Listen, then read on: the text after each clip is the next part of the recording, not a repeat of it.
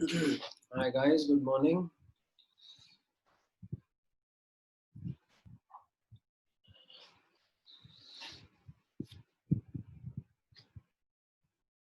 कितने स्टूडेंट्स आ गए हैं अभी? ओके, कम ही स्टूडेंट्स हैं, बाकी स्टूडेंट्स ज्वाइन नहीं कर रहे आज।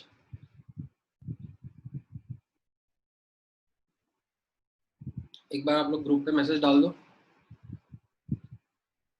The lecture has started, please join. मैं भी डाल देता हूँ। आप लोगों का जो एक ग्रुप है उस पर डाल दो, मैं इधर डाल देता हूँ।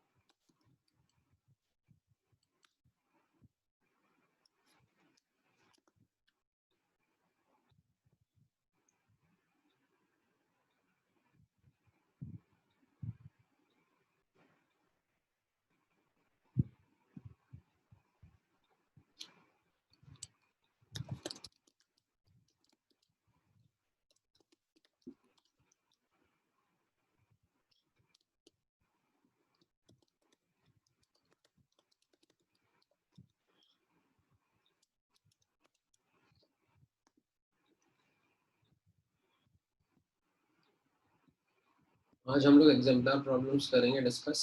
Let me share the screen.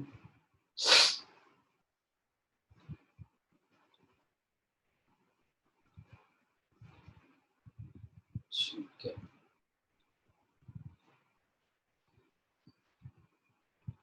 तो जैसा मैंने आपको पहले बोला था, केमिकल काइनेटिक्स में हम लोग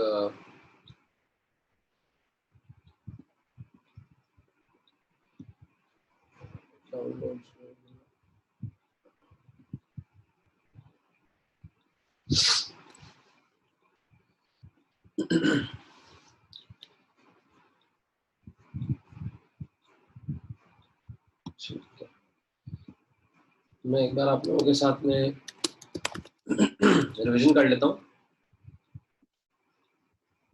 of the key subtopics that were there in this chapter, and then हम लोग exemplar problems practice करते हैं। ठीक है,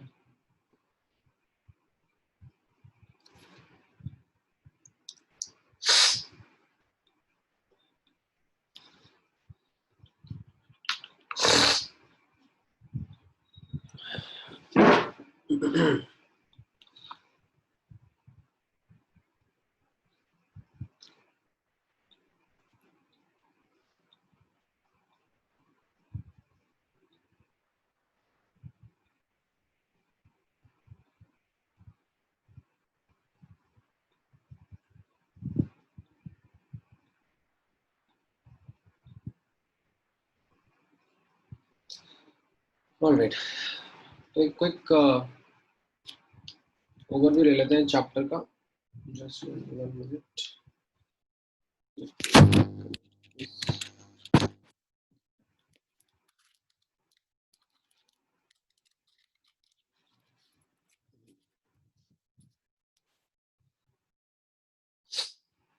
सो आउटलाइन क्या क्या था चैप्टर का, if you remember. Starting of the chapter हम लोगों ने समझा था introduction to rate, right. Rate of reaction आखिर होता क्या है। देन इसके बाद हम लोगों ने rate of individual species and rate of reaction के बीच का रिलेशनशिप समझा था, राइट। अगर आपको याद आ रहा हो, ऐसे इंडिविजुअल स्पीशीज का rate divided by its stoichiometric coefficient, ये हम लोग रेट ऑफ रिएक्शन लिखते थे। ठीक है, नाउ इसी के अराउंड हम लोगों ने थोड़े बहुत क्वेश्चंस भी प्रैक्टिस करे थे। कि अगर मैं आपको एक रिएक्टेंट का रेट दे दूंगा तो प्रोडक्ट का रेट कितना होगा, राइट। उसके ऊपर आप लोगों ने कुछ क्वेश्चंस ट्राई करे होंगे, ठीक है। जैसे हम लोग यहाँ एग्जाम्पलर प्रॉब्लम्स में भी देखें, अगर कोई एक आध क्वेश्चन उस लाइंस पर हो।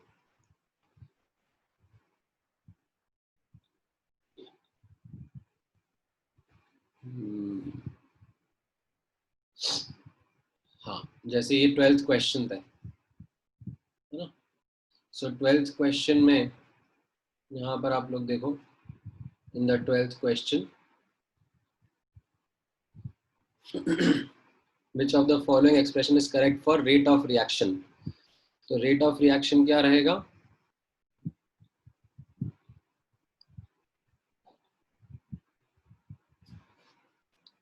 Individual rate divided by the rate of divided by it's coefficient, ठीक है। तो इसमें कोएफिशिएंट्स को थोड़ा इधर उधर घुमा दिया है। अगर आप देखोगे ब्रोमाइड आयन का कोएफिशिएंट, ठीक है, ब्रोमाइड और H प्लस आयन इन दोनों के साथ में ऑप्शंस दिए हुए हैं। तो ब्रोमाइड का कोफिशिएंट 5 है और H प्लस का कोफिशिएंट 6 है। तो इसमें अगर आप इस ऑप्शन को देखोगे तो इसको आप ऐसे लिख सकते हो 1/5 dBr/dt, है ना, dBr माइनस बाई dt। और इधर लिख सकते हो 1/6 dH+/dt, है ना। और ये आपका रेट ऑफ रिएक्शन हो जाएगा। तो ये सी ऑप्शन आपका आंसर रहेगा, ठीक है। इस तरीके से हम लोगों ने इंडिविजुअल रेट और रेट ऑफ रिएक्शन के बीच में अंतर लिखा था, ठीक है। एक मिनट देना मुझे, मैं गेट बंद कर देता हूँ थोड़ा सा, अदरवाइज डिस्टर्बेंस आएगा बाहर से। Give me 1 minute.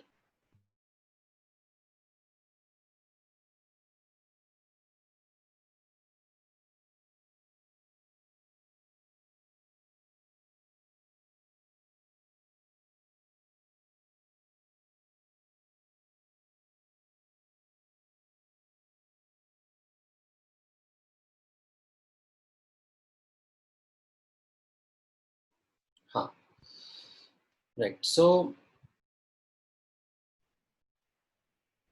देन ये आउटलाइन पढ़ने के एज एन ये rate of individual species and rate of reaction पढ़ने के बाद में हम लोग स्ट्रेट अवे चल जाते हैं ऑन फैक्टर्स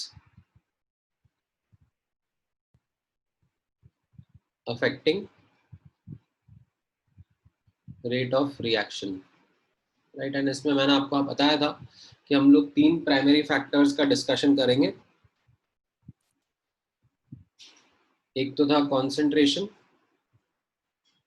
दूसरा था टेम्परेचर एंड तीसरा था कैटलिस्ट। इसके अलावा भी और फैक्टर्स रहेंगे बट इन 3 का हमारा प्राइमरी डिस्कशन होता है। एंड कॉन्सेंट्रेशन के ऊपर हमने सबसे ज्यादा लेक्चर स्पेंड किए थे,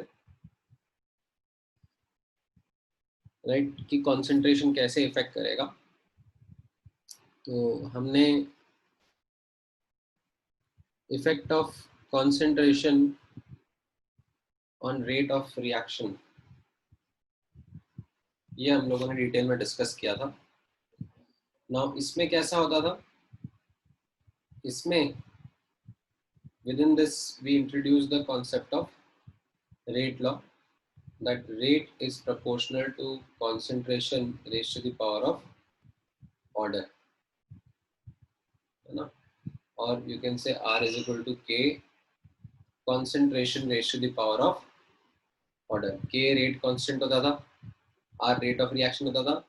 यहाँ पर concentration किस किस का हो सकता था, रिएक्टेंट का हो सकता है, प्रोडक्ट का हो सकता है, या फिर समटाइम कैटलिस्ट का भी लिख सकते हैं। एंड ये जो ऑर्डर होता था ये एक्सपेरिमेंटली डिटरमाइंड क्वांटिटी होती थी जिसका वैल्यू अगर आपको मिल जाता था तो हम लोग बाकी चीज़ें कैलकुलेट करते थे, ठीक है। हम लोग रेट कांस्टेंट या रेट ऑफ रिएक्शन ये सब कैलकुलेट करते थे, या फिर समटाइम्स अगर आपको डेटा मिल जाएगा तो उससे आप ऑर्डर कैलकुलेट करते थे। ठीक है, तो ये रेट लॉ मिलने के बाद में हम लोगों ने अपना डिटेल एनालिसिस करना शुरू किया था, राइट।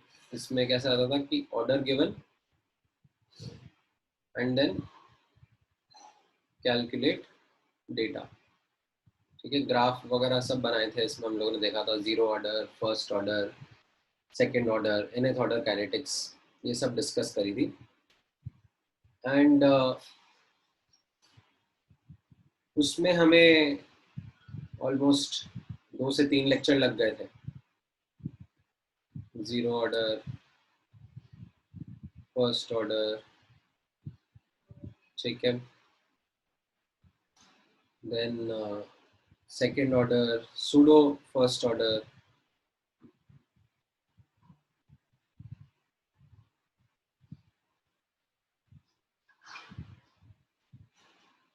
राइट। एंड एक टेबल में हमने nth ऑर्डर का भी फॉर्मूला लिख लिया था कि nth ऑर्डर में कैसा कैसा दिखेगा, राइट। एंड ये सब हम लोग एक्चुअली डिस्कशंस करते थे ए गिव्स प्रोडक्ट वाला रिएक्शन टाइप पर, ठीक है। इसमें जो भी फॉर्मूलाज हमने याद रखे थे वो सब हम लोग इस टाइप के रिएक्शन के लिए लिख रहे थे। फिर इसमें हम लोग पूरे कंफर्टेबल हो गए थे, हमें ये समझ में आने लगा था, तो हम लोगों ने फिर डिस्कस करा था, जब हम लोग लेट्स से डेटा गिवन होता था, ठीक है, और हम लोग ऑर्डर निकालते थे, ठीक है।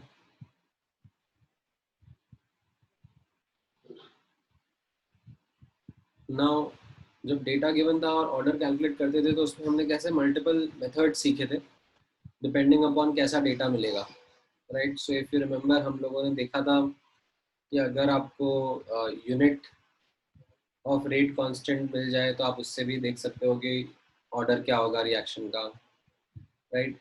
आपको अगर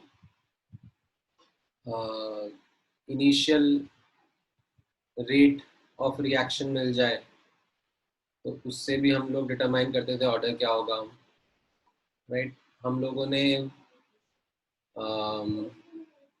याद करो और क्या क्या आ रहे थे। एक हाफ लाइफ मेथड भी होता था, हाफ लाइफ का डेटा मिल जाए कि half was proportional to 1/a0 की power n-1। Half life data अगर मिल जाए उससे भी हम लोग देखते थे। फिर अगर हमें कॉन्सेंट्रेशन वर्सेस टाइम का डेटा मिल जाता था तो हम हिट एंड ट्रायल करके भी देखते थे, है ना। देन हमें रेट वर्सेस टाइम का डेटा मिल जाए तो भी हम उससे डिटरमाइन कर लेते थे ऑर्डर ऑफ रिएक्शन क्या होगा, ठीक है। देन हमने एक बार ये ओस्वाल्ड्स डाइल्यूशन मेथड भी देखा होगा,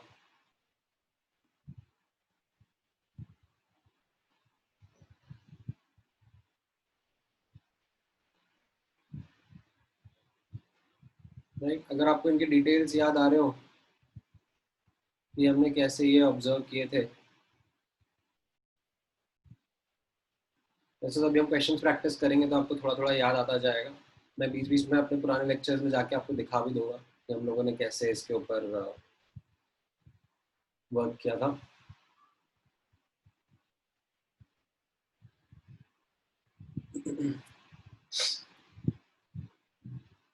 ये वाला पार्ट था जो पूरा कंसंट्रेशन से रिलेटेड था, ठीक है। इसमें अच्छे खासे हमको 3-4 लेक्चर तो आराम से लगे थे, राइट। देन हम लोगों ने देखा था इफेक्ट ऑफ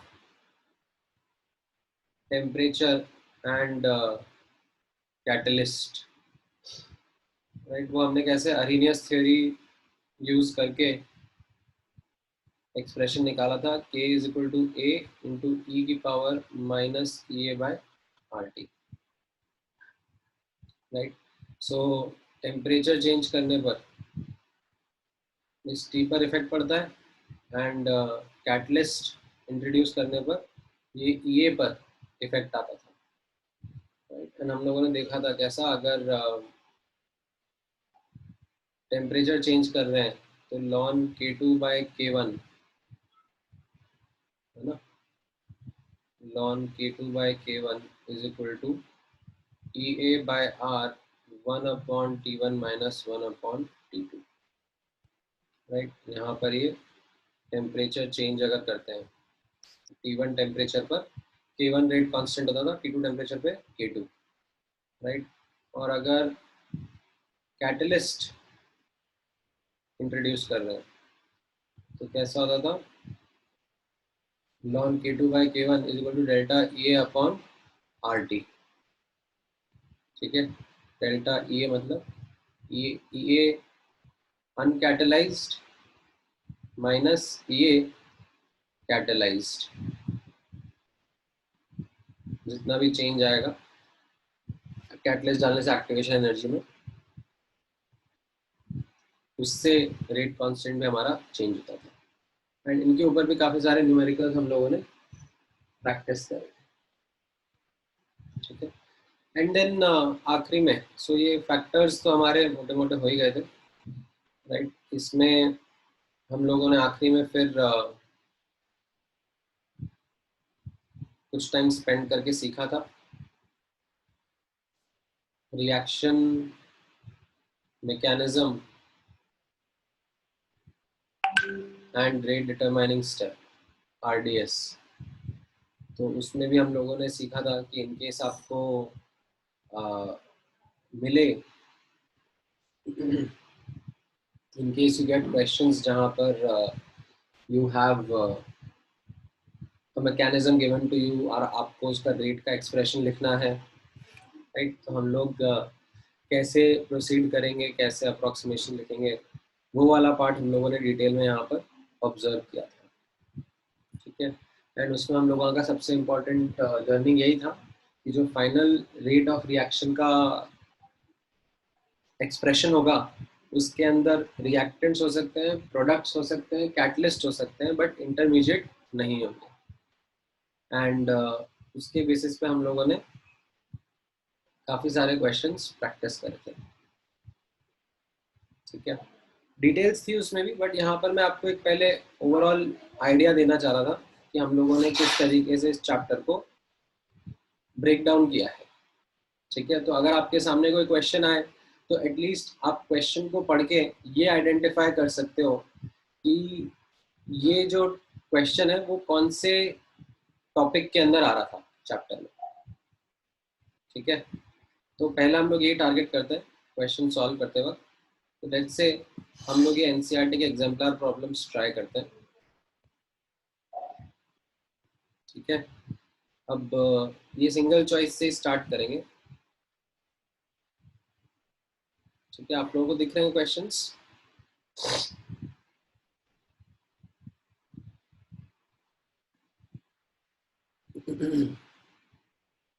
ऑलराइट।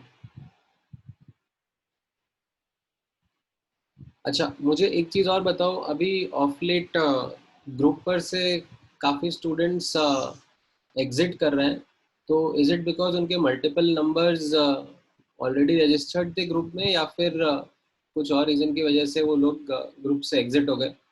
आपको आइडिया है? Should I know sir, speak with the student? पता नहीं। नहीं पता पड़ रहा। आपकी बातचीत होती है बाकी आपके बैचमेट से?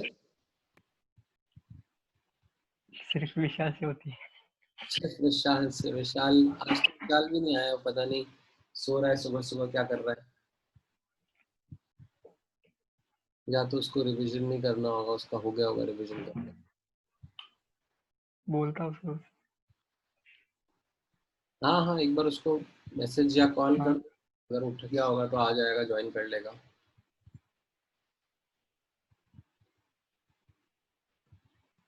हाँ, ऑलराइट। आपने आंसर भी दिया, किसने आंसर दिया?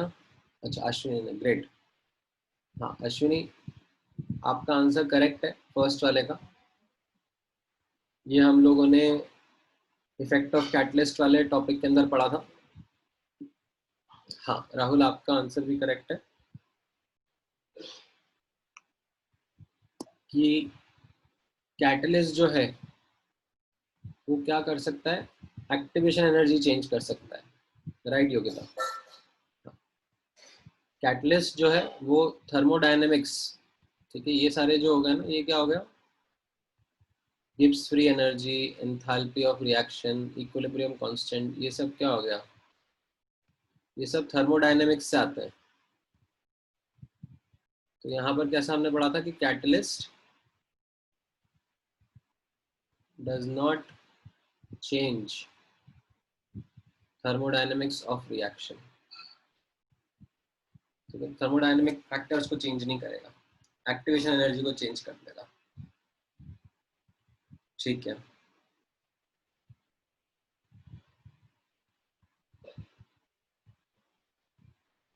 हाँ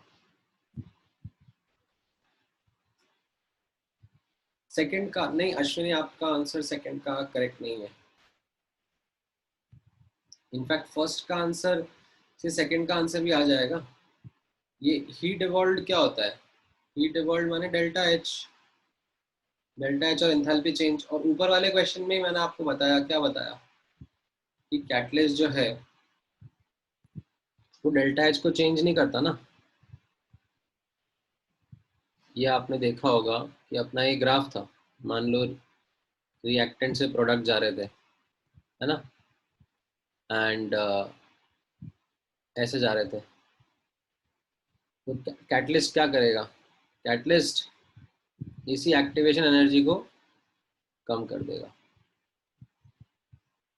ठीक है, तो जो डेल्टा एच था रिएक्शन का वो तो चेंज ही नहीं होगा ना, ये डेल्टा एच तो एज इट इज रहेगा। राइट, तो हाँ अंजलि जयश्री अभी राइट, अश्विनी आपने भी अब करेक्ट आंसर दिया है, that delta H remains unchanged. ठीक है, अभी थर्ड बताओ।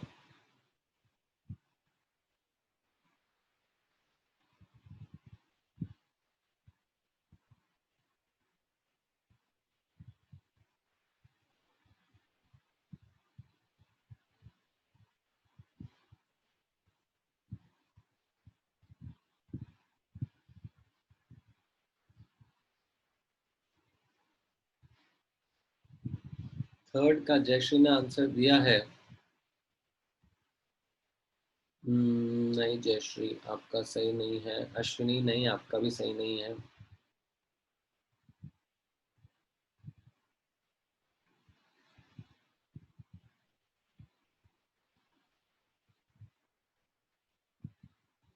थोड़ा नोट्स में भी देखो जाके, ऐसा नहीं है जल्दबाजी अपने को, आप लोग अपने नोट्स में जाके भी देख सकते हो।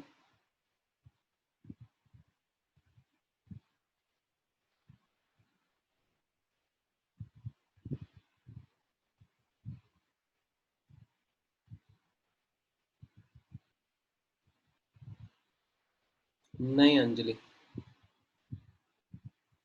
नहीं जयश्री।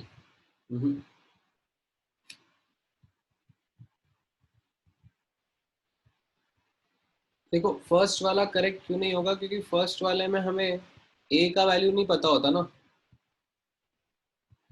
जो किसी स्टैंडर्ड टेम्परेचर पर, यहाँ पर देखो, मैं अगर किसी स्टैंडर्ड टेम्परेचर पर के का एक्सप्रेशन लिखूं तो के का एक्सप्रेशन कैसा रहेगा, के का एक्सप्रेशन रहेगा ln K is equal to ln A minus E A by R T. ठीक है, अगर आपको अभी कोई टेम्परेचर पर के भी वैल्यू मिल जाए तो आप ये कैसे निकालोगे, अभी तो आप ए के साथ भी स्टक हो ना, दो अननोन है इस इक्वेशन में। तो इसलिए आप क्या करते हो, इसको हटाने के लिए ए को आप डिफरेंट डिफरेंट टेम्परेचर पे रीडिंग लेते हो, ln K two by K one उनको सब्ट्रैक्ट करते हो ताकि लॉन ए कट जाए, और ये by R one upon T one minus one upon T two. ये टेम्परेचर आपको पता होंगे, रेट कांस्टेंट पता होंगे डिफरेंट टेम्परेचर पे, तो आपका ये आप निकाल लोगे ना, एक ही अननोन रहेगा। समझ में आया, तो थर्ड का सेकेंड ऑप्शन आंसर रहेगा। राहुल ने करेक्ट बताया।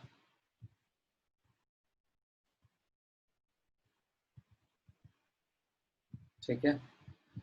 फोर्थ वाला, फोर्थ वाले में एक्चुअली ये नीचे चलेगा दो ऑप्शन, रुको मैं इनको ऊपर खींच के लेके आता हूँ, एक मिनट दो, इनको रीड करने में आसानी हो जाएगी।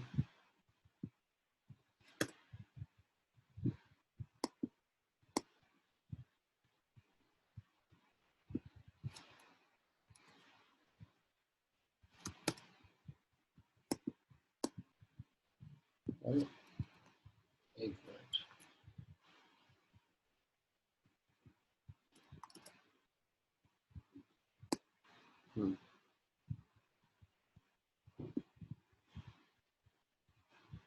ठीक है, अभी बताओ, ये डायग्राम है और ये चारों ऑप्शंस है।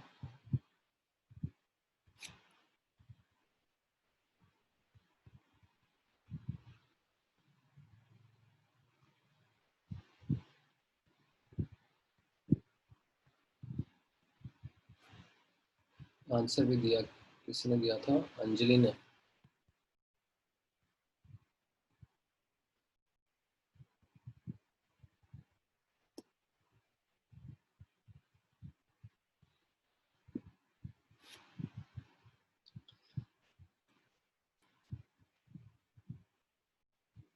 हाँ, अश्विनी अंजलि राइट, आप दोनों का आंसर करेक्ट है।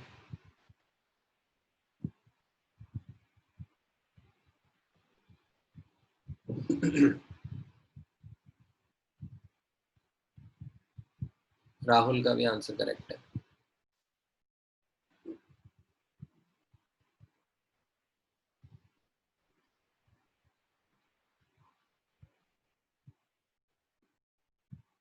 राइट, तो इसमें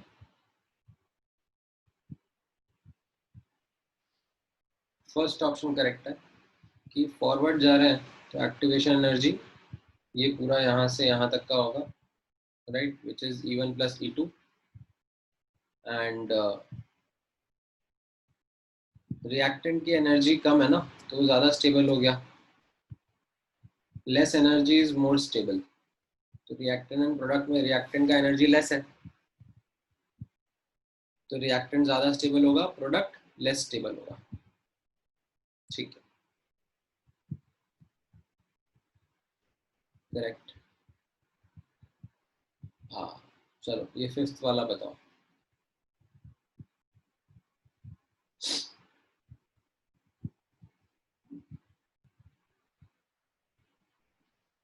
ये फिफ्थ वाला अगर आपको याद हो तो मैंने वो बताया था दैट फर्स्ट ऑर्डर रिएक्शंस के लिए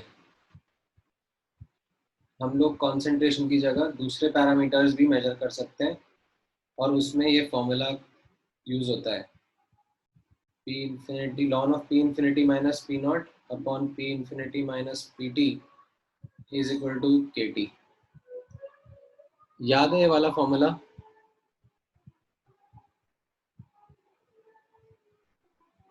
राइट, ये वाला फॉर्मूला हम लोग यूज करते हैं। देखो एक बार इस फॉर्मूले को अप्लाई करके यहाँ पर क्या आंसर आता है फिफ्थ वाले में।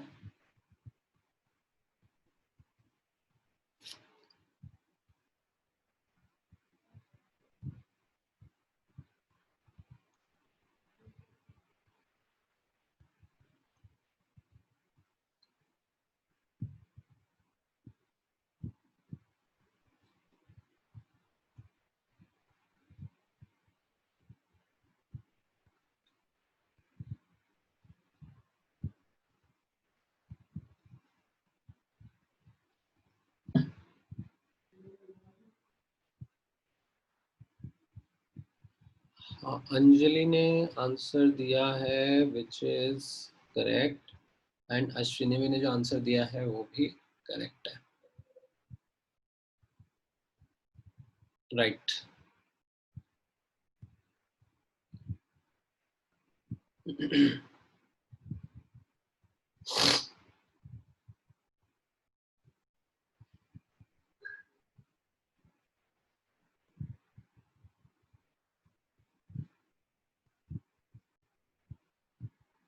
राहुल का भी करेक्ट है।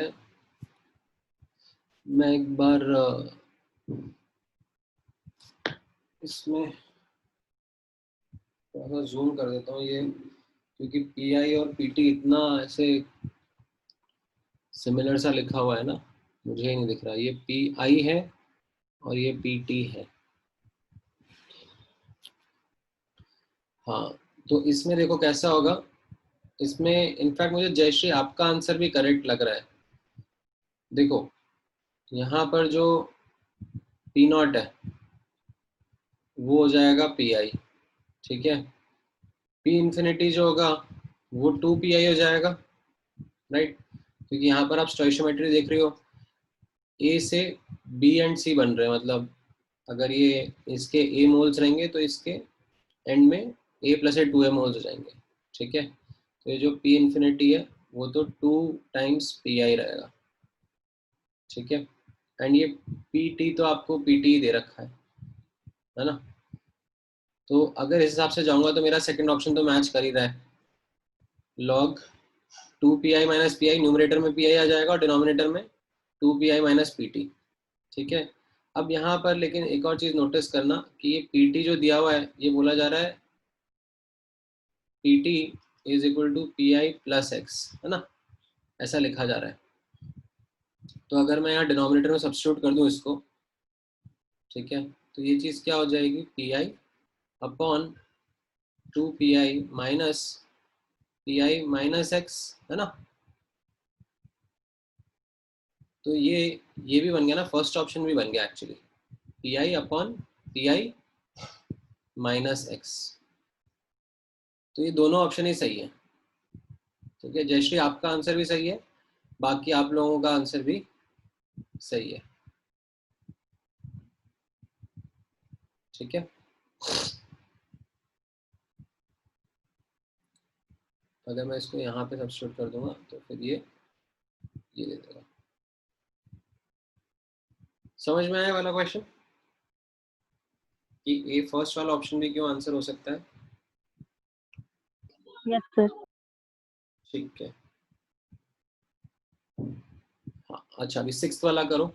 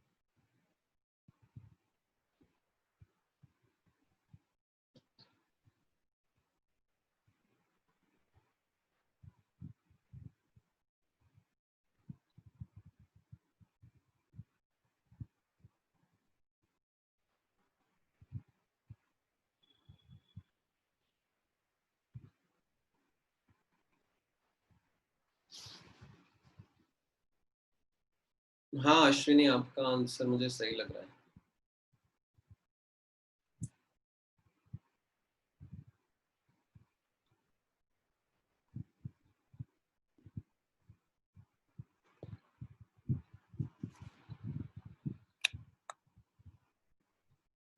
बाकी लोग भी दो, अश्विनी ने सही आंसर दे दिया है।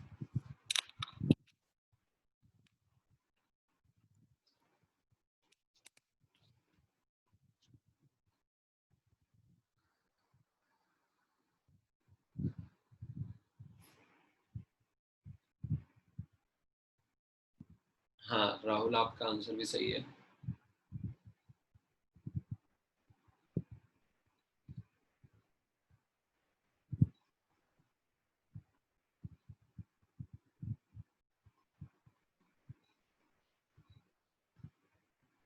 योगिता का भी सही है, अंजलि का भी सही है। नहीं जयश्री, अभी आपका आंसर गड़बड़ हो गया।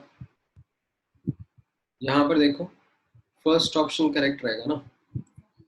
ये आपके सामने इक्वेशन है k is equal to A E की power minus A by R T, right. तो इसमें ln K will be ln A minus A by R T, right. तो यहाँ पर आप देखोगे तो ये y है राइट, एंड ये 1/t जो है ये x है, ठीक है। मतलब मैं इसमें थोड़ा सा इसको एक्चुअली अलग अलग कर देता हूँ, माइनस EA/r इंटू 1/t, ये जो 1/t है ये x है, राइट। तो यहाँ पर आप देखोगे तो स्लोप क्या हो गया, स्लोप हो गया माइनस EA/r, नेगेटिव स्लोप होगा। और y इंटरसेप्ट क्या हो गया, y इंटरसेप्ट हो गया ln a, तो ये पॉजिटिव है, राइट। और ये आप देखोगे स्लोप तो ये नेगेटिव है,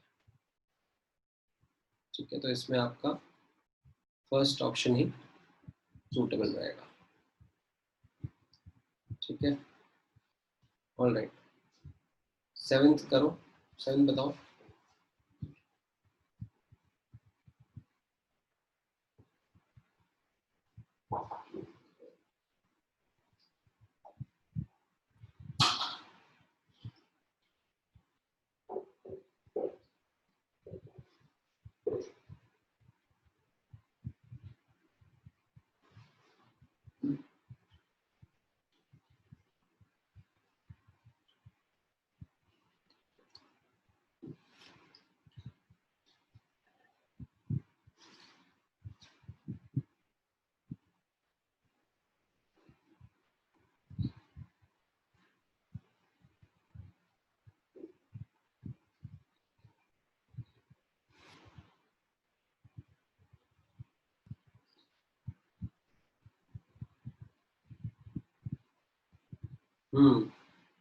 सही लग रहा है आपका आंसर अश्विनी।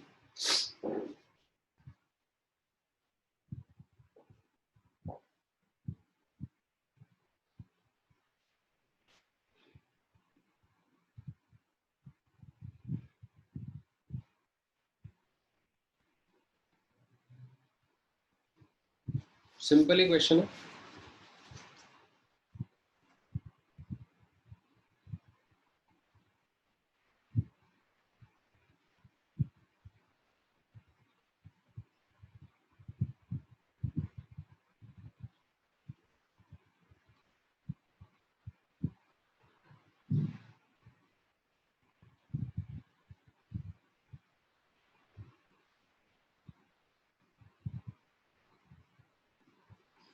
अंजलि आपका भी आंसर सही लग रहा है मुझे तो।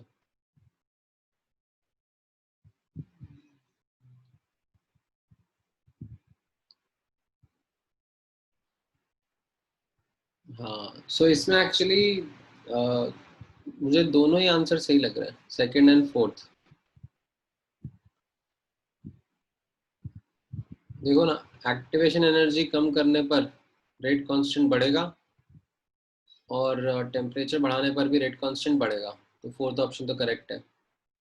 अब सेकंड ऑप्शन में भी वही वैसे लिखा हुआ है कि टेम्परेचर कम करेंगे तो रेट कांस्टेंट कम होगा, और एक्टिवेशन एनर्जी बढ़ा देंगे तो भी रेट कांस्टेंट कम होगा। तो एक्चुअली इसमें सेकंड और फोर्थ दोनों ही बैठ रहे हैं।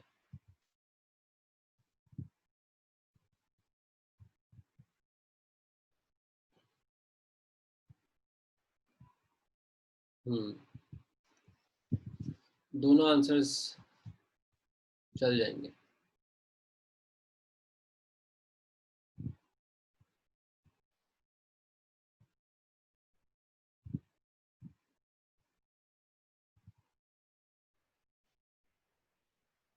ऑलराइट, एट्थ वाला चलो बताओ।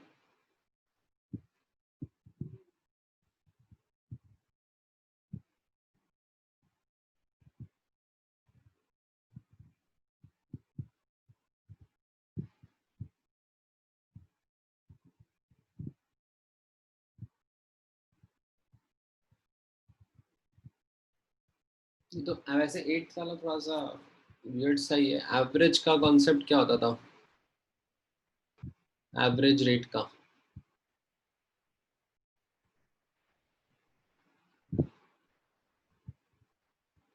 Delta concentration upon delta time, मतलब C2 minus C1 upon T2 minus T1, ऐसा रहता था।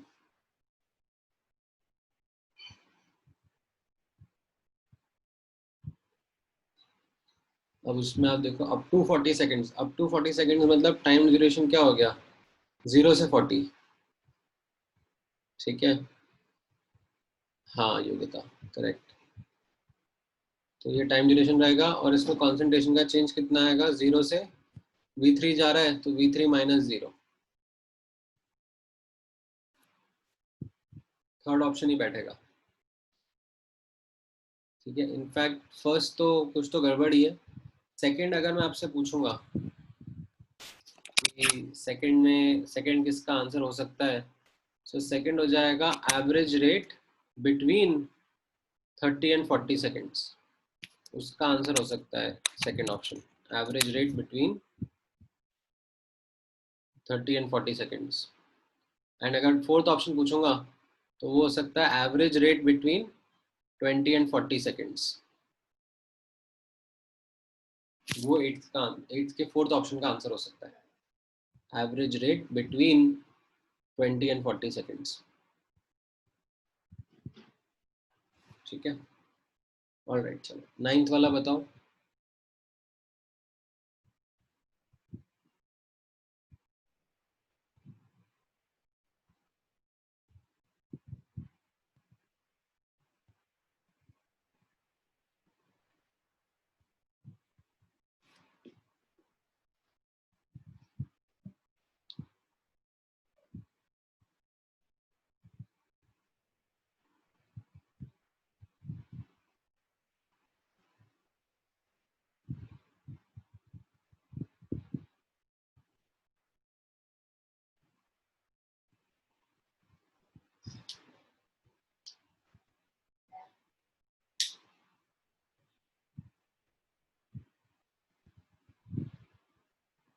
नॉट करेक्ट पूछा है ना, which of the following statements is not correct।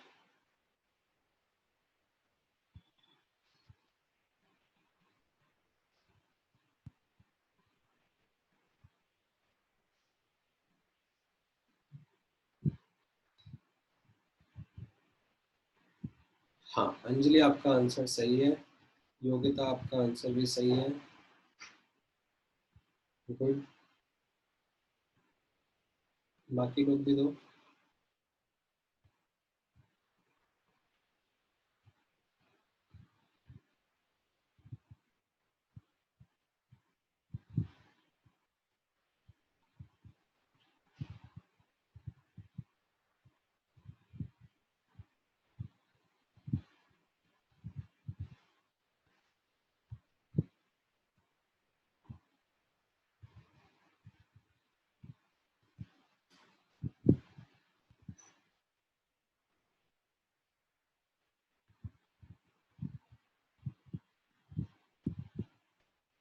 हाँ राहुल आपका आंसर भी करेक्ट है।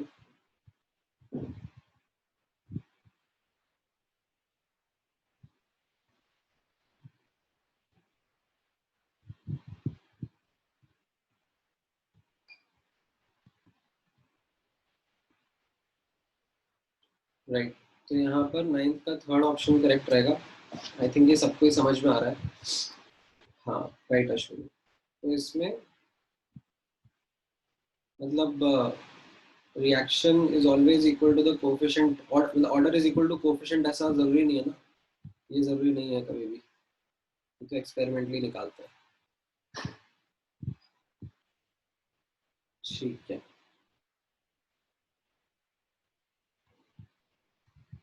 देन टेंथ वाले का टेंथ वाले का थोड़ा सा ट्रिकी हो जाएगा। मैं या तो रुको ये वाला डायग्राम दोबारा कॉपी करके यहाँ पे चिपकाता हूँ, देखना आपको समझ में आएगा क्या। टेंथ वाला इतना आसान नहीं लगा मुझे, अगर आप लोग कर लो तो बहुत ही अच्छी बात है, क्योंकि इसमें ना मैथ्स का एक कॉन्सेप्ट है।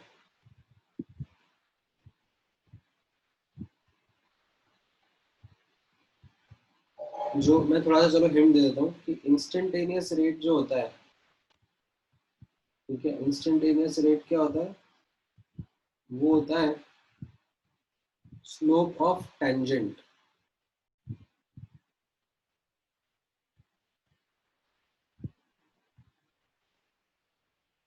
Instantaneous rate at 40th second, तो slope of tangent at 40th second, ये जो टेंजेंट बनाया हुआ है इन लोगों ने, है ना, इसका जो स्लोप है वो आपका इंस्टेंटेनियस रेट होगा। तो वो स्लोप आपको दिख रहा है कैसा होगा, वो आप यहाँ पे देखोगे तो V5 50 seconds and V1 20 seconds,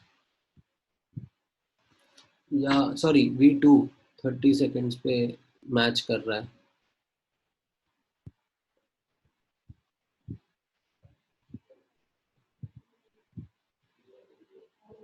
V3 40 पे भी मैच कर रहा है।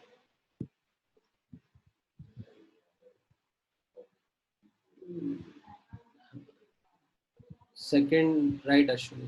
Second is the correct answer. So V5 minus V3 भी लिख सकते हो आप, जैसे यहाँ पे मुझे दिख रहा है V5 minus V3 and 50 minus 40, ये भी लिख सकते हो, या फिर V5 minus V2 भी लिख सकते हो, और V2 is actually at 40, नहीं सॉरी 30, तो 50 minus 30 ये भी लिख सकते हो, एंड V1 भी लिख सकते हो यहाँ पर, V5 minus V1 upon 50 minus 20। तो ये सब ऑप्शंस में से आपको दिख रहा है कि ये सेकंड ऑप्शन ही बैठ रहा है यहाँ पर, ठीक है। तो थोड़ा सा इसमें मैथ्स ज़्यादा था, आपके लिए ऐसा क्वेश्चन आने का चांस कम ही है।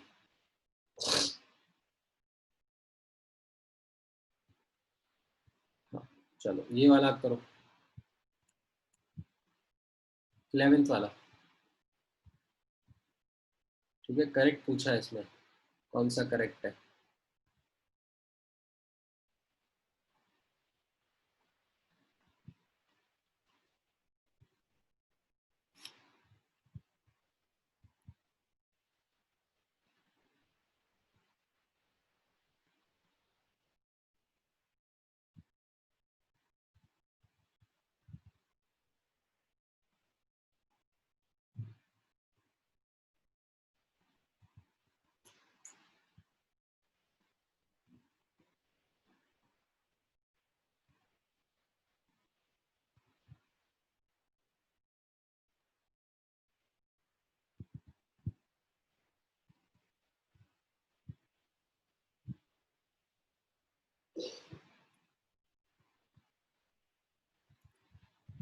हाँ अश्विनी, राइट, आपका आंसर करेक्ट लग रहा है।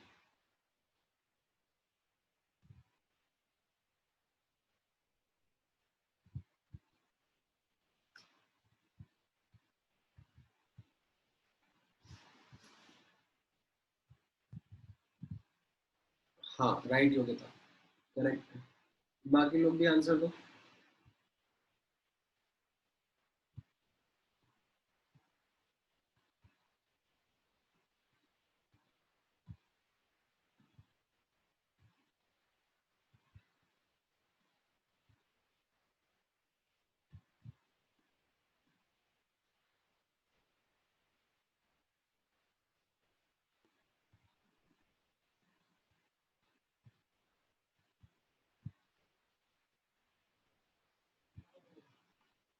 हाँ अंजलि, आपका भी करेक्ट है,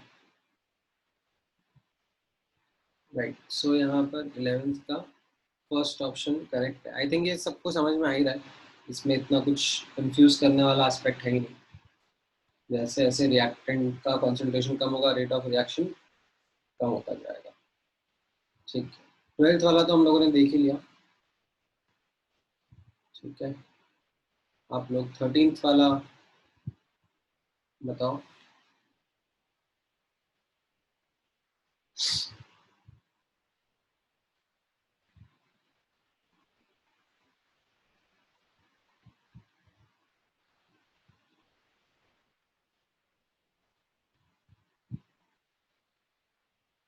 Which of the following graph represents exothermic reaction?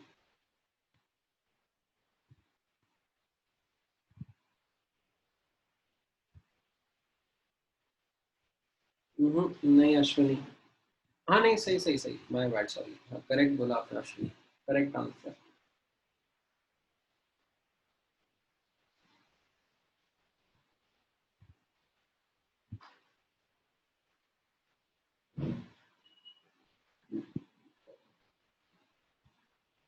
हाँ, राइट राहुल, राइट योगिता।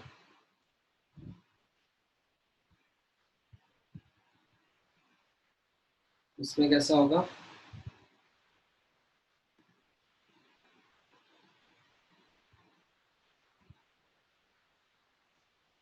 इसमें हम लोग ऑब्जर्व करेंगे ना, ये रिएक्टेंट का एनर्जी लेवल है, प्रोडक्ट का एनर्जी लेवल है, प्रोडक्ट का एनर्जी लेवल कम है ना,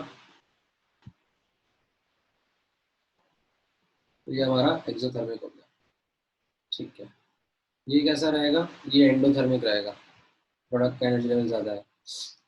यहाँ पर ये ऐसे रिएक्टेंट प्रोडक्ट का बराबर ही दे दिया, तो ये तो बहुत ही रेयर केस है, ऐसा हार्डली कभी मिलता है, मतलब delta H not equal to zero, ये तो मतलब बहुत ही रेयर है, कोइंसिडेंटली हो जाए, कभी हो जाए तो।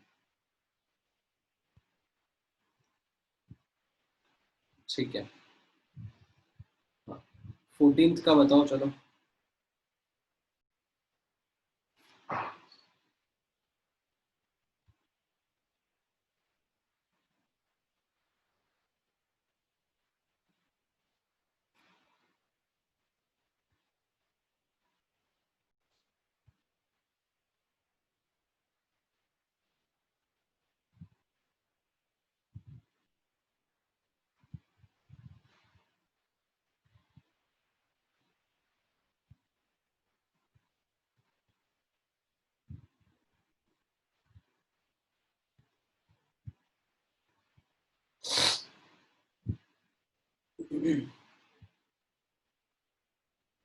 एक सेकंड ना, मुझे एक सेकंड देना, मैं इसका स्क्रीन शेयर कर देता हूँ। हाँ ठीक है, क्या आंसर दिया आपने 14th का?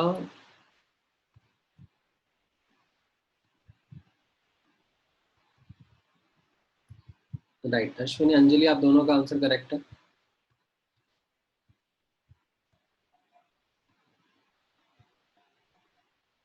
ठीक है, चलो 15 16 भी कर ही लो। ठीक है, 14 15 16 तीनों का आंसर मुझे एक साथ दे दो।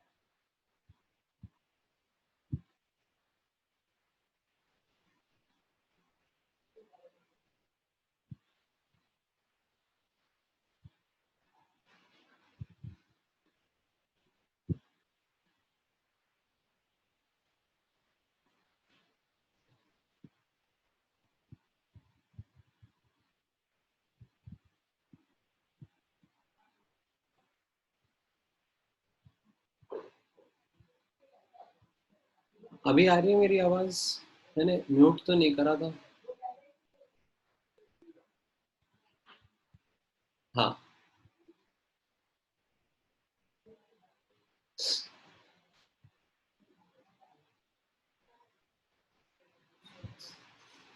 सो 14th का तो ये सेकंड आंसर करेक्ट है,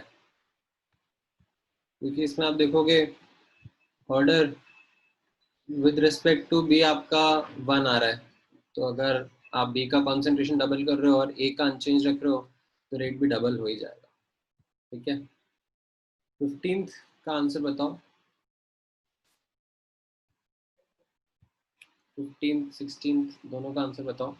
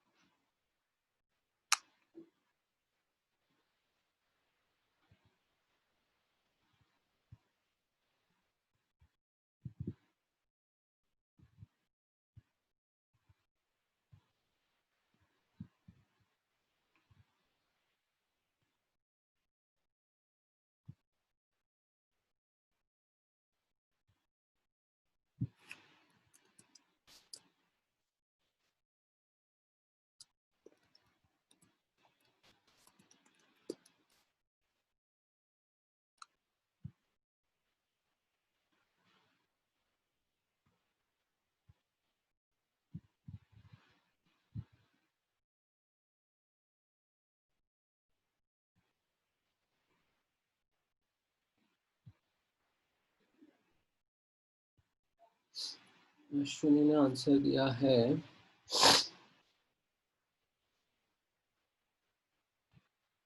बिकॉज में which of the following is incorrect पूछा है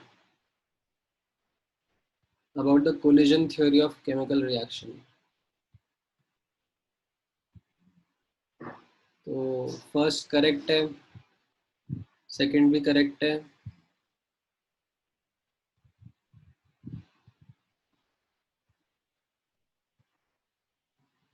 सेकंड थर्ड और फोर्थ में,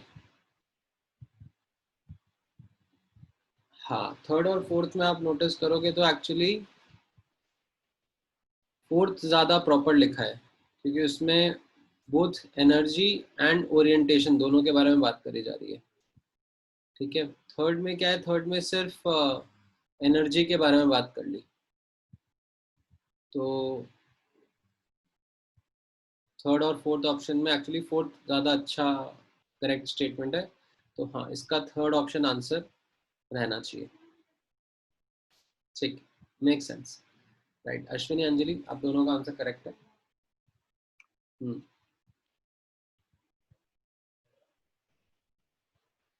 ठीक है, 16th एंड 17th बताओ।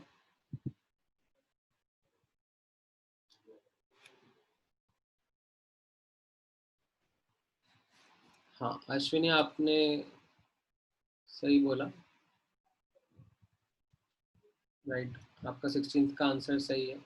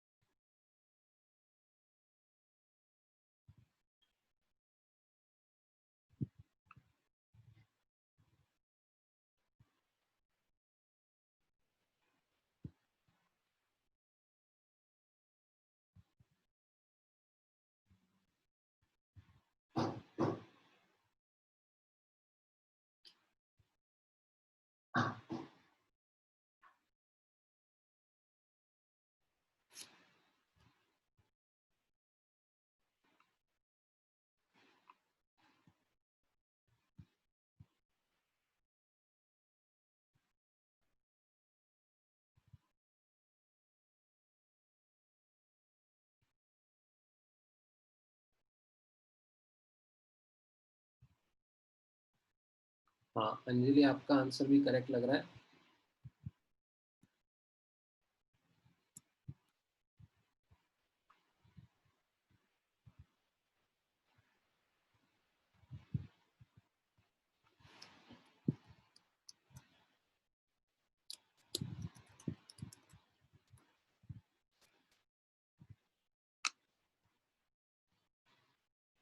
सेवनटीन्थ का आंसर भी दे दिया आपने।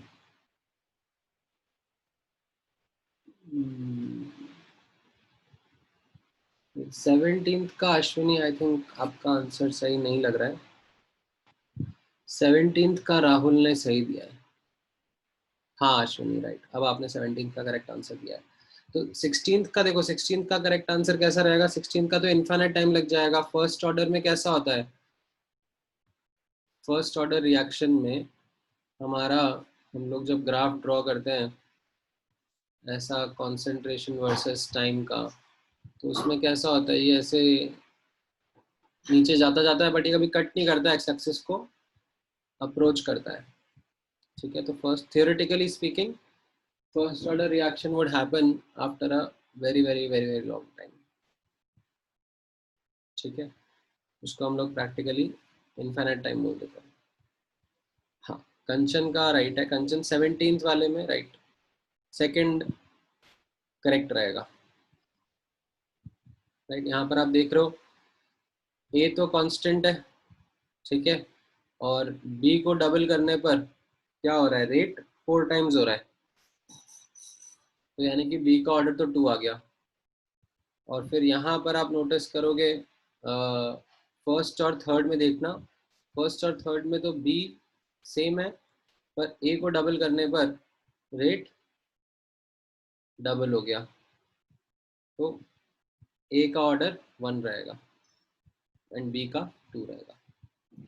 ठीक है, तो आई थिंक ये इतना प्रैक्टिस किया हुआ है हमने काफ़ी बार ऐसे वाले क्वेश्चंस, तो ये आना चाहिए था। ठीक है, गुड। चलो 18th वाला बताओ।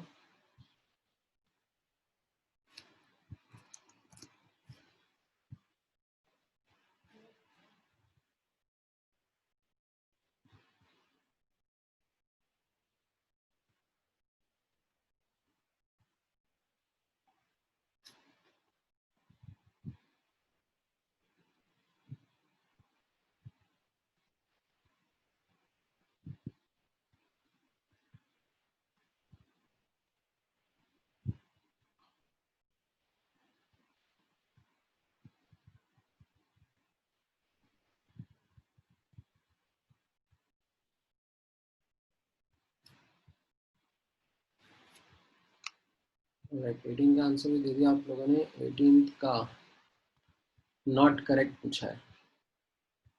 हाँ, तो right, it alters delta G, ऐसा नहीं होता। हाँ राइट, अंजलि, अश्विनी, योगिता, जयश्री, ग्रेट, आप सबका आंसर करेक्ट है। 18th का सेकंड रहेगा।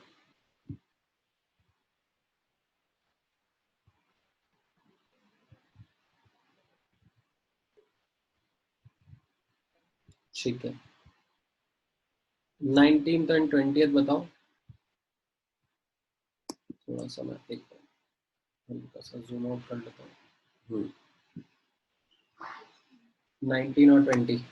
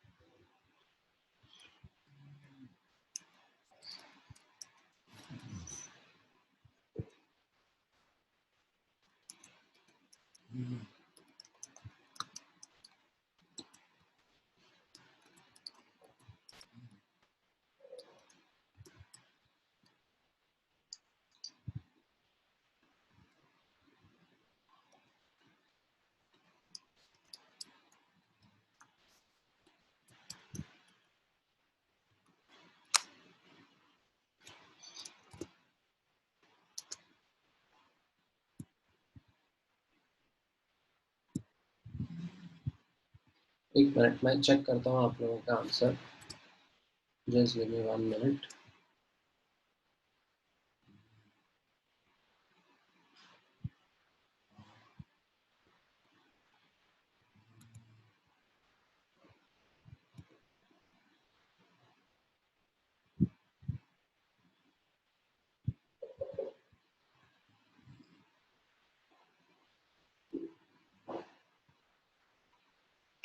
हाँ, 19th का किस किसने आंसर दे दिया है? 19th का अश्विनी का करेक्ट है। अंजलि, राहुल नहीं, फिर अश्विनी ने भी चेंज कर लिया। हाँ नहीं, actually right Anjali, right right right, second option ही करेक्ट है। रेट कांस्टेंट के बारे में बोला जा रहा है ना? हाँ, तो सेकंड ऑप्शन करेक्ट है। राइट। अश्विनी, राहुल, अंजलि, योगिता। हाँ, तो इसमें नहीं, जयश्री नोटिस करना, हम लोग ऐसे बोलते हैं ना, R is equal to K A की पावर x एंड b की पावर y होगा। ठीक है से, अब उसमें हम लोग क्या करते थे, मान लो इसको एक्सेस में ले लेते हैं, तो फिर हम लोग क्या कर देते हैं, उसको के डैश बना के रेट कांस्टेंट में मर्ज कर देते हैं। तो rate constant of the pseudo first order reaction जो होगा, ठीक है, उसमें क्या आ जाएगा, ये जो एक्सेस में था स्पीशीज, उसका कॉन्सेंट्रेशन चला जाता है ना, इसलिए सेकंड वाला ऑप्शन करेक्ट होगा। ठीक है, अदरवाइज आपको मैं इन जनरल पूछूंगा तो रेट कांस्टेंट कॉन्सेंट्रेशन पे डिपेंड नहीं करता, वो करेक्ट है। रेट कांस्टेंट जो होता है वो सिर्फ टेम्परेचर पे डिपेंड करता है।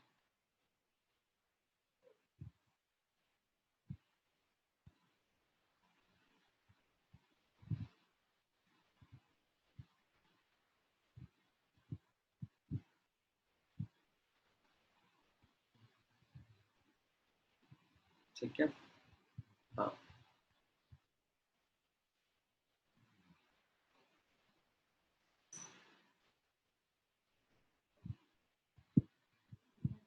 हाँ, 20 का अंजलि आपका आंसर करेक्ट है, बाकी लोग भी देते हैं, देखो। राहुल आपका भी सही लग रहा है।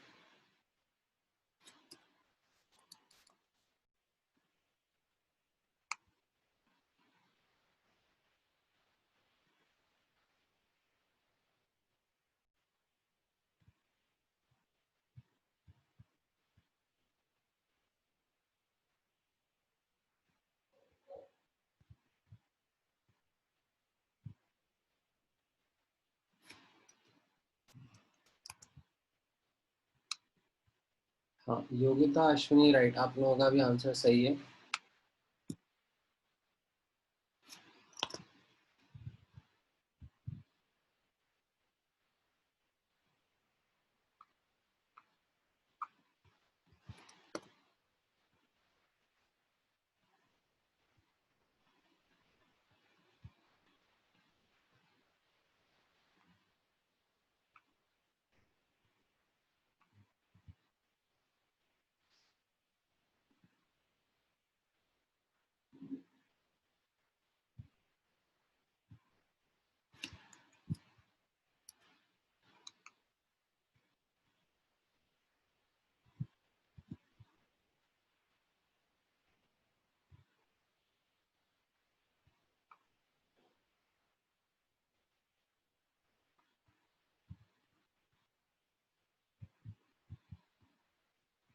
ऑलराइट, ठीक है, तो ये सिंगल चॉइस में तो आई थिंक हाँ आप लोगों ने ये सारे क्वेश्चंस देख ही लिए हैं। ठीक है, अब मोर देन वन चॉइस रहने देते हैं। आप लोग मोर देन वन चॉइस पे मत जाओ, आपके एग्जाम में वैसे भी मोर देन वन चॉइस के क्वेश्चन आते नहीं है, तो कोई फ़ायदा नहीं है उनको फिर ट्राई करके। वैसे कॉन्सेप्ट बिल्डिंग के लिए अच्छे रहते हैं, पर ठीक है, अभी ऐसी ज़रूरत नहीं है अपने को। अब मैं आप लोगों के साथ में वो वाले क्वेश्चंस डिस्कस कर लूँ जो हम लोगों ने, मैंने आप लोगों को भेजे थे ना, वो लेवल 1 लेवल 2 लेवल 3 वाले, वैसे। यहाँ पर इसको इंसर्ट करने दो।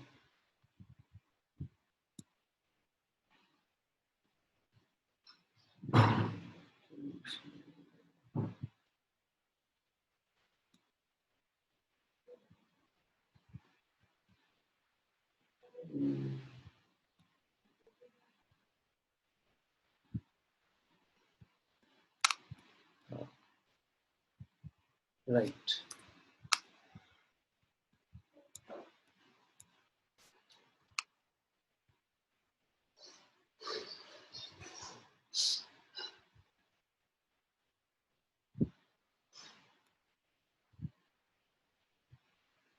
चलो ट्राई करो इसमें। अब क्वेश्चन नंबर 1, 2, 3, 4, ये 4 क्वेश्चन करो। पहला क्वेश्चन करो।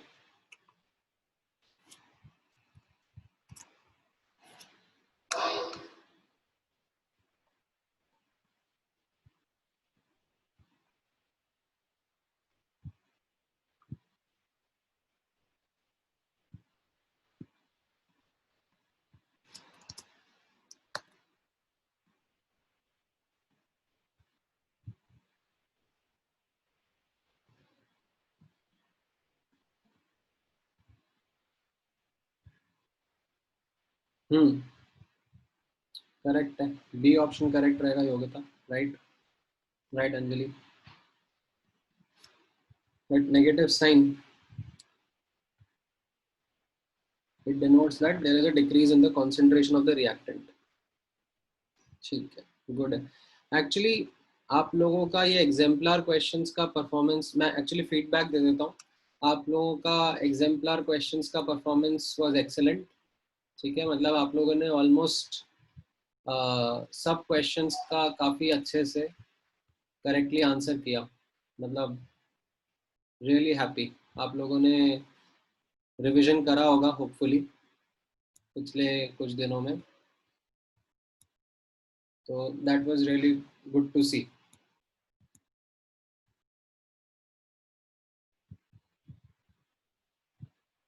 अभी यहाँ पर इन क्वेश्चंस के आंसर्स भी देखते हैं। चलो फर्स्ट का, हाँ फर्स्ट का बी ऑप्शन करेक्ट है। राइट, सेकंड का देखो, सेकंड का बताओ।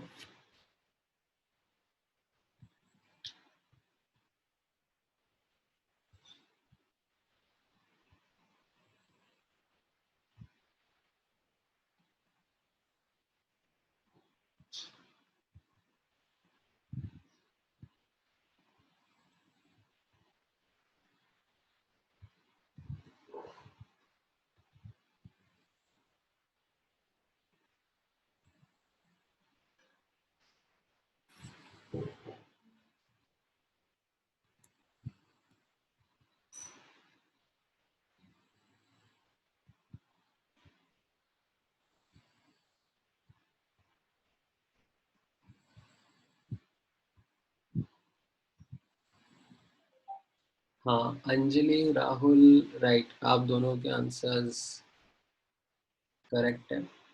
यहाँ पर एक्चुअली एक छोटा सा ये इसमें ये एरर है कि यहाँ पर -4 होना चाहिए। मतलब यहाँ पे ये +4 जैसा दिख रहा है, but it is actually -4।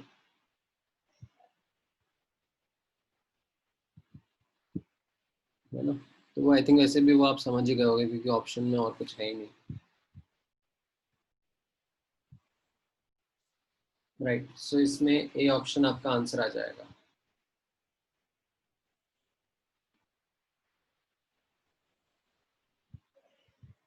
Rate upon coefficient will be equal to rate upon coefficient.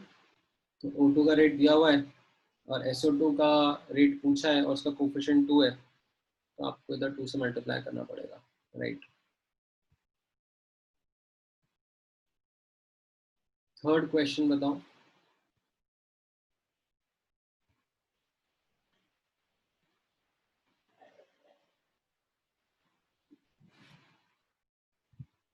Third का, फॉर द रिएक्शन N2H2NH3।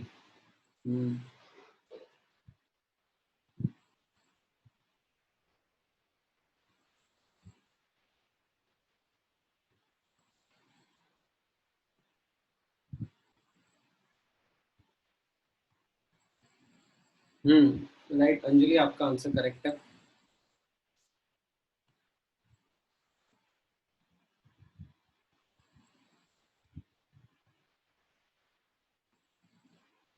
तो अंजलि तो एकदम ऑन फायर है। अंजलि ने तो फोर्थ वाला भी आंसर बता दिया।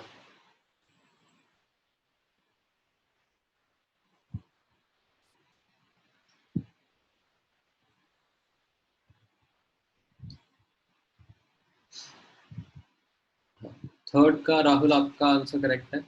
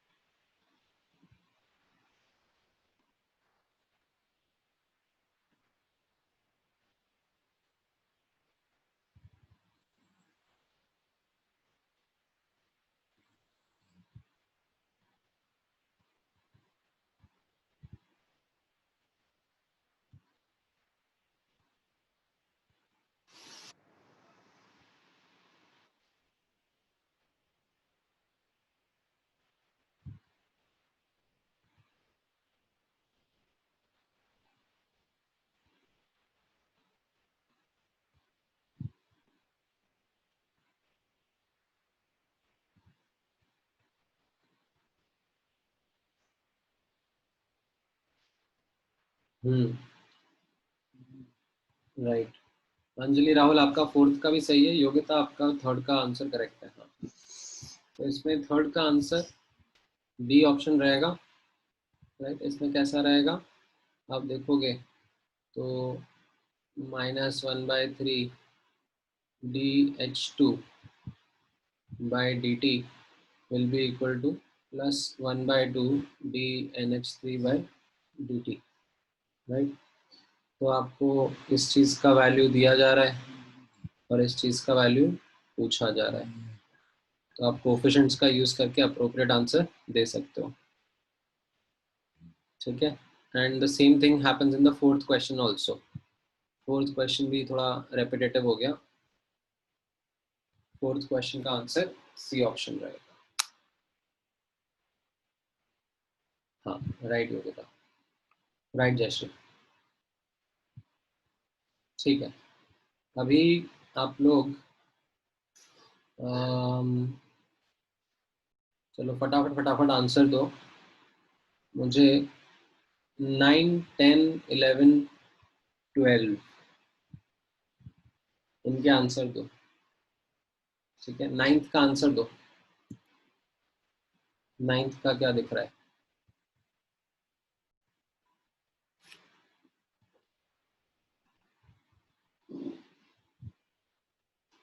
एक्टिव मास मतलब कंसंट्रेशन ही मान लेना, है ना। ये एक्टिव मास मतलब कंसंट्रेशन।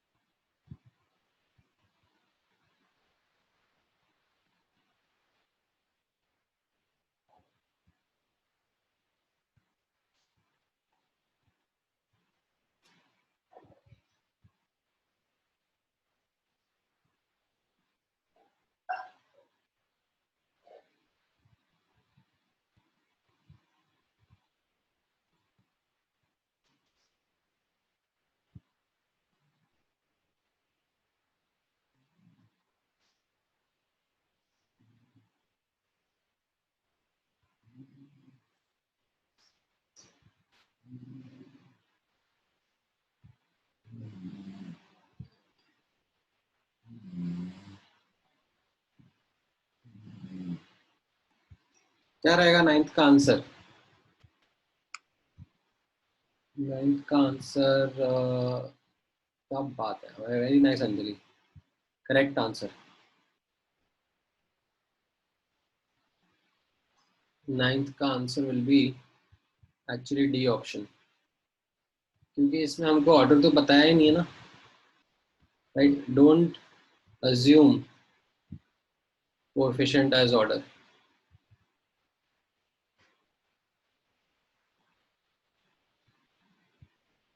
ठीक है, ऐसे मन से assume नहीं करना है। इसमें 9th का सबसे अप्रोप्रिएट आंसर डी ऑप्शन रहेगा, करेक्ट। 10th का बताओ।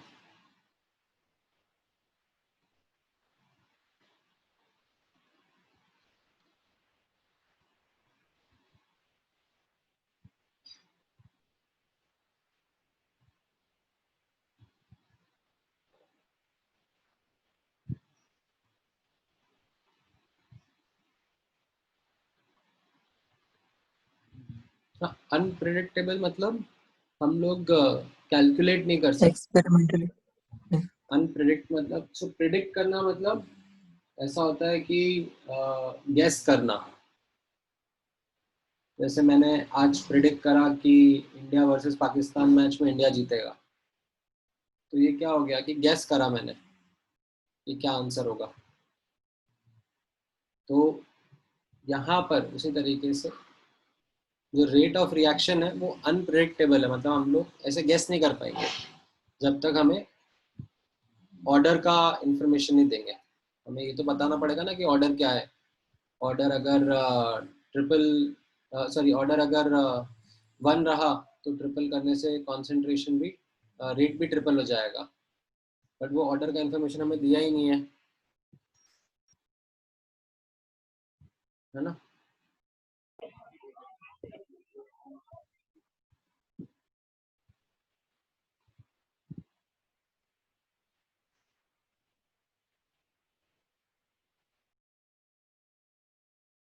हाँ, 10th का भी अंजलि आपने सही आंसर दिया है, वेरी गुड।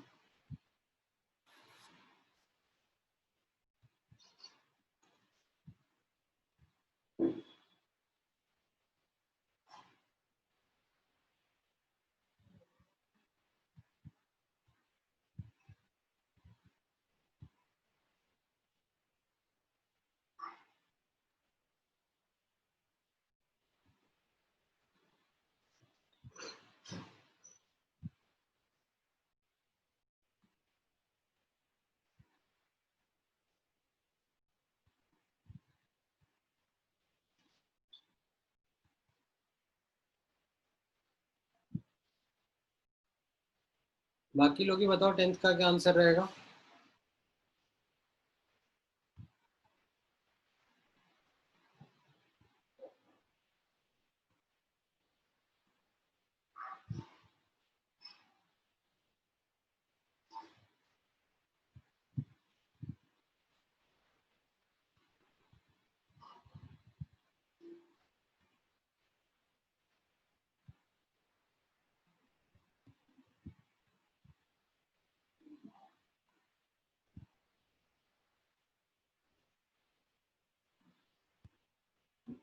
टेंथ का करेक्ट आंसर डी ऑप्शन रहेगा ना। इसमें देखो आप, ये आपको रेट एक्सप्रेशन दे दिया, अब बोला जा रहा है रेट कांस्टेंट की वैल्यू इज 4 सेकंड इनवर्स, मतलब कहाँ से 4 का। रेट कांस्टेंट के लिए तो डेटा लगेगा ना, ऐसे थोड़ा मन से बोल दूंगा। मैं ऑर्डर बोल सकता हूँ, ओवरऑल ऑर्डर यहाँ पे 1+1+2, ओवरऑल ऑर्डर 4 हो सकता है, ठीक है। बट ये तो रेट कांस्टेंट ए ऑप्शन में गड़बड़ हो गया। Rate of reaction is independent of concentration of acid, ये गड़बड़ है ना। यहाँ पर H+ का कॉन्सेंट्रेशन दिख तो रहा है, तो अगर H+ का कॉन्सेंट्रेशन कम ज्यादा होगा तो रेट ऑफ रिएक्शन चेंज होगा। तो change in pH of solution will not affect the rate, ये भी गड़बड़ हो गया। चेंज इन पीएच मतलब चेंज इन H+ होगा तो रेट ऑफ रिएक्शन इफेक्ट होगा ही सही। एंड देन यहाँ पर आप देख रहे हो H+ का ऑर्डर 2 है, तो अगर हम लोग H+ की कॉन्सेंट्रेशन डबल कर देंगे तो रेट 4 टाइम्स हो जाएगा, तो वो करेक्ट है, राइट। तो डी ऑप्शन इसमें सूटेबल आंसर बन रहा है, ठीक है। 11th वाला बताओ। एक minute, let me just give me 1 second। हाँ,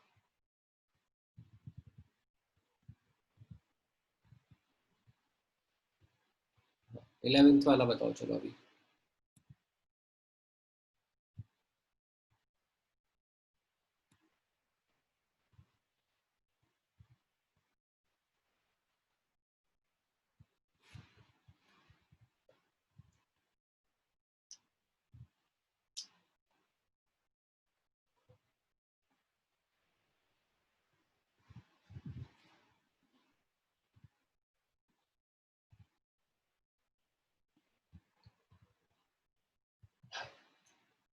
ठीक है, ये ऐसे अपन ने क्लास में प्रैक्टिस करे हुए क्वेश्चन, इसको ना इसको ऐसे इक्विलिब्रियम की तरह ट्रीट करना, जो पीछे वाला है उसको एज इक्विलिब्रियम ट्रीट करना।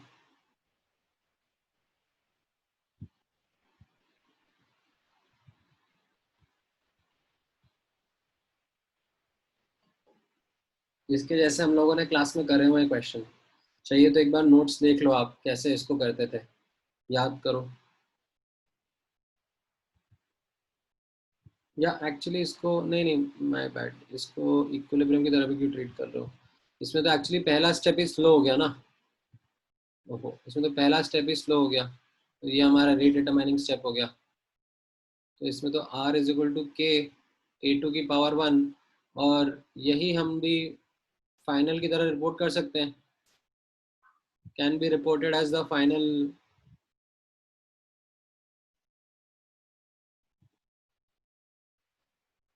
Rate expression. क्यों? क्योंकि A2 जो है वो तो रिएक्टेंट है, तो बस इसका ऑर्डर 1 आ गया, ये तो सिंपल ही था। सेकंड वाला अगर रहता स्लो तो फिर कुछ चेंज करना पड़ता।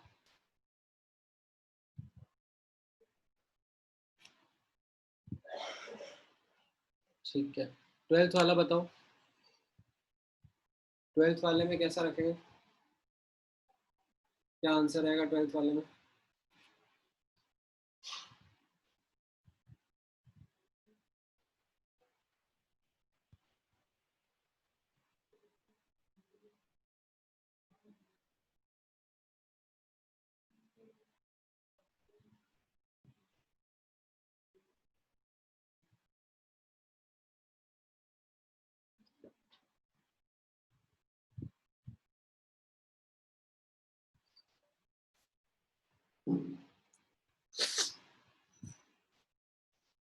ट्वेल्थ वाले में डी ऑप्शन, हाँ राइट।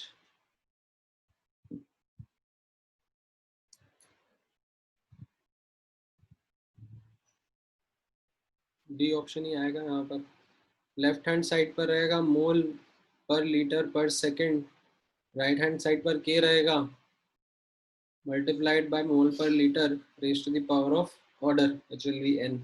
तो इसको हम लोग शफल करेंगे, तो लीटर की पावर n-1, मोल की पावर 1 - n, एंड पर सेकंड, राइट। डी करेक्ट रहेगा। ठीक है, अच्छा देन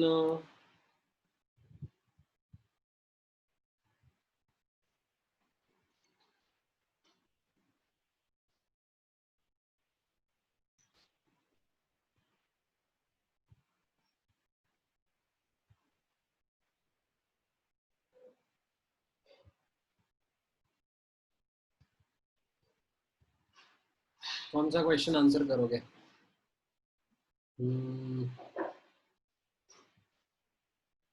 14, 14, ठीक है, ये कर लेते हैं 18, 19, 20, 21, ये कर लेते हैं। चलो 18 से शुरू हो जाओ।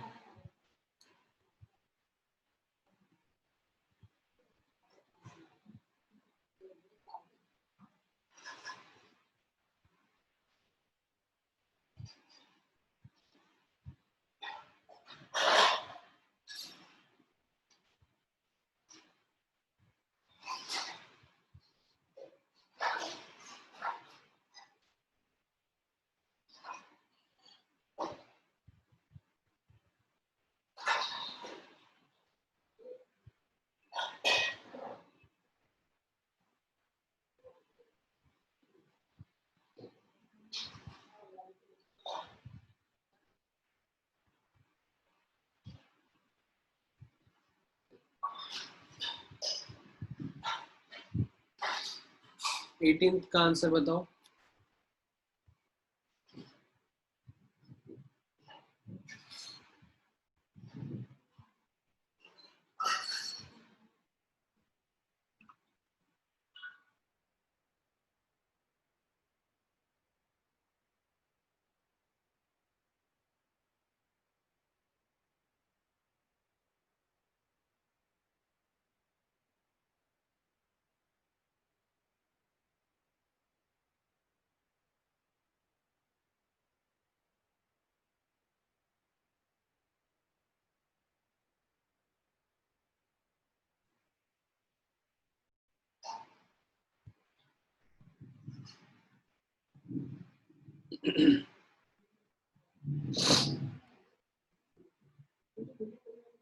इनिशियल कॉन्सेंट्रेशन और इनिशियल रेट दिया जा रहा है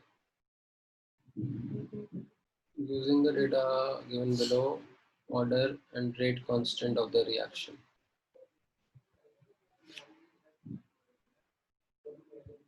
तो कॉन्सेंट्रेशन डबल करने पर रेट 4 टाइम्स हो रहा है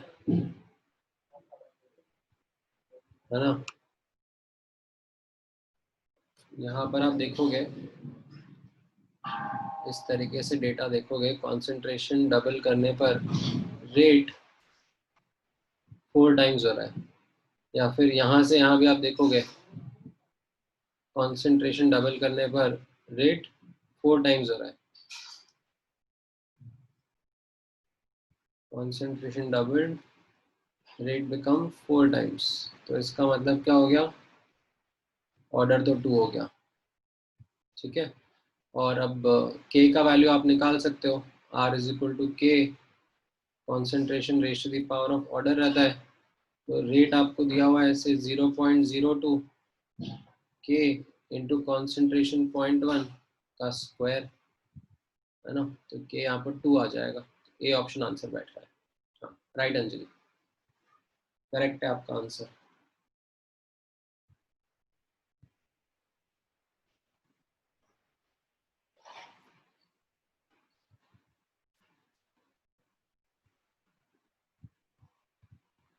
ठीक है,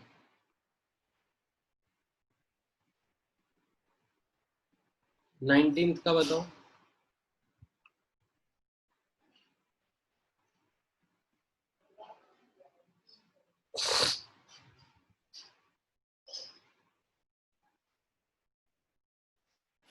नाइनटीन तो थोड़ा आसान रहेगा।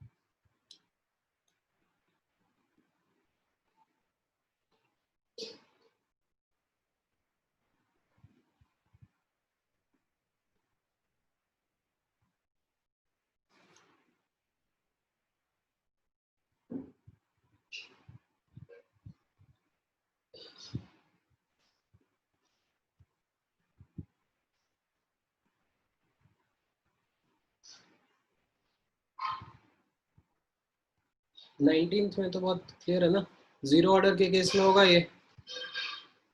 जीरो ऑर्डर के केस में जो रेट कांस्टेंट है और रेट ऑफ रिएक्शन दोनों का, ये कॉन्सेंट्रेशन की पावर 0 है तो वो तो चले ही जाएगा, और जो रेट का यूनिट रहेगा वही रेट कांस्टेंट का यूनिट रहेगा, है ना। 20 बताओ, 20 एंड 21।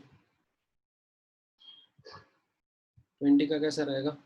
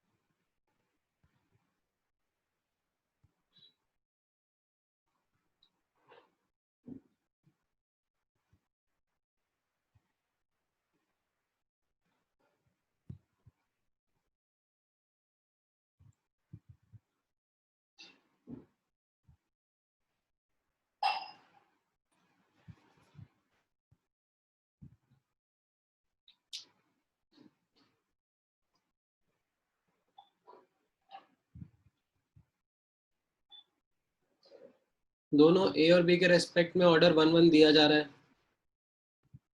अब 50% रिएक्टेंट कंज्यूम हो गए तो जो रिएक्टेंट का कॉन्सेंट्रेशन था वो हाफ हो जाएगा ना of what the original was, है ना। तो ए का भी आधा हो जाएगा और बी का भी आधा हो जाएगा जो ओरिजिनल था उसका, एंड दोनों का ऑर्डर 1-1 है, तो रेट क्या हो जाएगा 1/4 of what it was originally. तो ये बी ऑप्शन आंसर आएगा।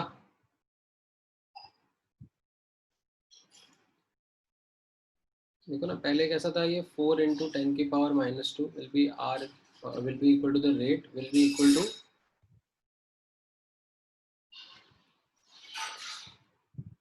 के ए की पावर 1 एंड बी की पावर 1। ठीक है, अब 50% रिएक्शन हो गया तो क्या होगा, ए भी आधा हो जाएगा और बी भी आधा हो जाएगा, तो रेट कितना आ गया आप निकाल सकते हो अब, है ना।